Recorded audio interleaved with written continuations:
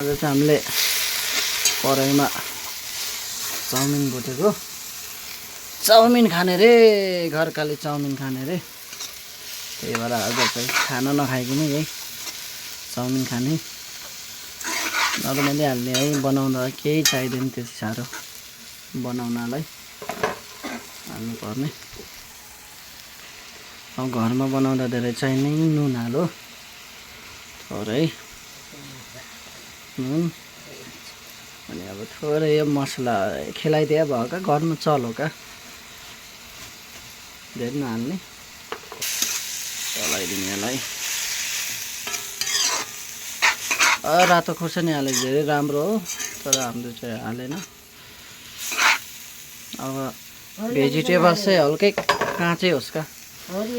हाल्दै सबै